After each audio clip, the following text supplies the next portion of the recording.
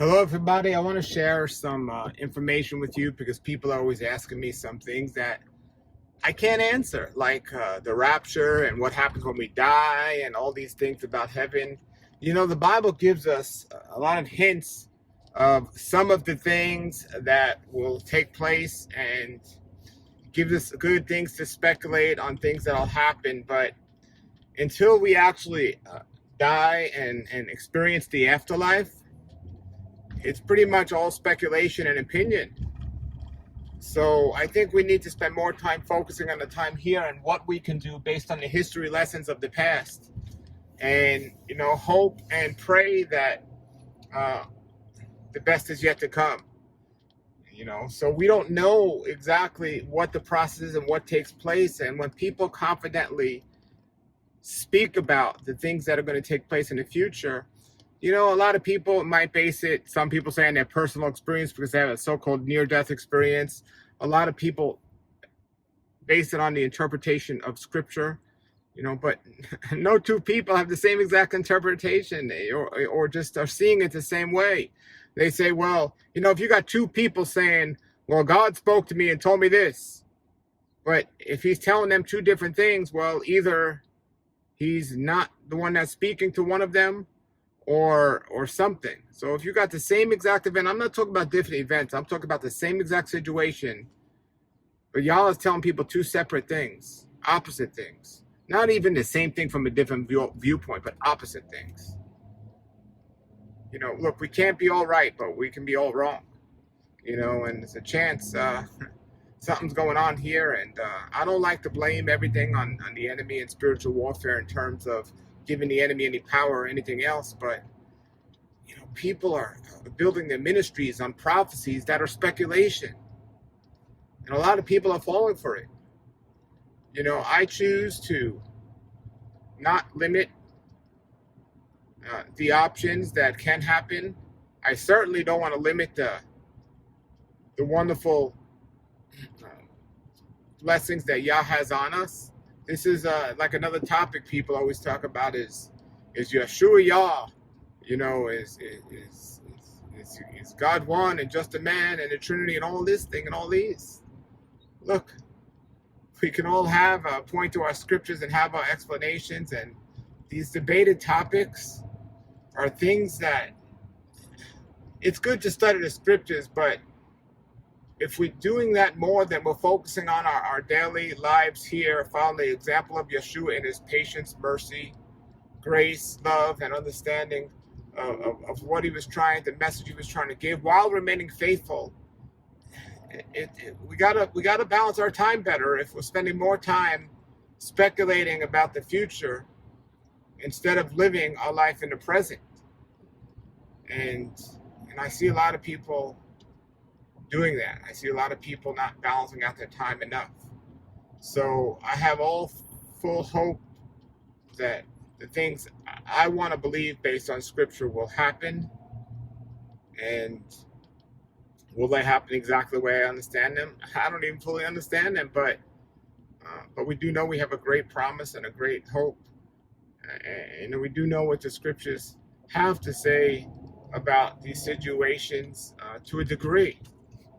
But what exactly happens to us and the path of who goes where and so on, these are things that I'm going to leave up to our wonderful Creator when that time comes. And in no way am I going to diminish my faith and my passion to get the word out about Yeshua, the things we're told to do my best to make disciples, or at least connect people to disciple one another.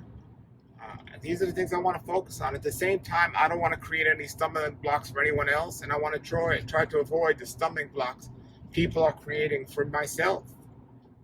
And there's so many things out there that the human mind can't comprehend, like the nature of our wonderful Creator. People say, well, he can't possibly be, Yeshua is a man and he can't possibly be our Creator. I said, there's a possibility of anything with our Creator because it goes beyond our human understanding, our human thinking.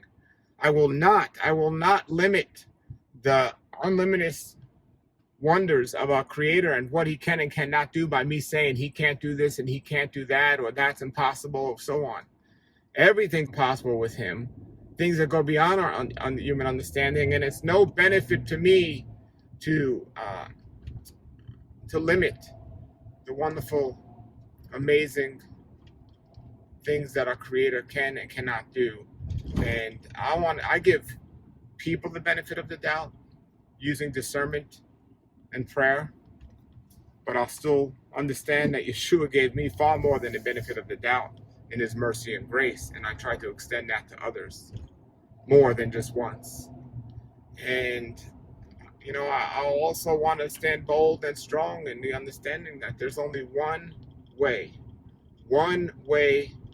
to even the possibility of salvation, and that is by accepting and believing in only Yeshua, the one they call Jesus, as the only way to salvation, as the only way, the only door, the only door. Now, when I say the only way, where faith and works gets in here, if somebody confesses Him but they're not doing the works, that's something that I think we need to make sure we're doing the best to live as close as possible to His words. But discernment is on each one of us. Judgment is on our Creator on the so-called Judgment Day.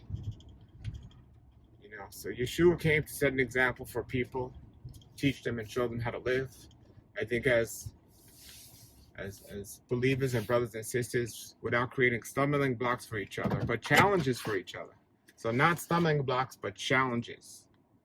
We need to discern and judge in a way where we're lifting our brothers and sisters up, not knocking them down. We cannot be quiet. We cannot be quiet if somebody's in danger. There are a lot of people that are in danger out there. I want to encourage all of you to just find ways to rescue, to save, to help, to encourage, to bless one another. And that just doesn't mean fellow believers. To rescue everyone that's drowning, everyone that's burning, everyone that's suffering. Find ways to let them know about Yeshua and let them know what He's done for you. Share your testimonial. That's the best thing you can do, share your testimonial, but do it with love. But it might not go along with what they say. They might disagree with you. They might not like what you have to say. As long as you're keeping it based on the word, their dislike, they're going to have to take with our Creator. It's not your job to convince anyone to like Scripture. It's not your job to convince anyone to trust and believe in Yeshua. It's your job to tell people what the word says and about Yeshua. That's it. And if they're ready to roll with it, disciple them or connect them with somebody else who can, and continue to pray for those, just as our Creator never gives up on us. Don't give up on anyone. All right? And for those of you that have all these dreams and ideas, and you want to call them prophecies and all these things about what happens when we die, well, balance your time. And if you truly feel that it's a message from our Creator and that's what you need to be speaking about and that's what you need to be doing, balance your time and make sure you're not leaving your family behind, and you're not leaving the job we have to do behind, and showing the example and the love of Yeshua while we're here, and in your own life of what you need to be doing while you're here.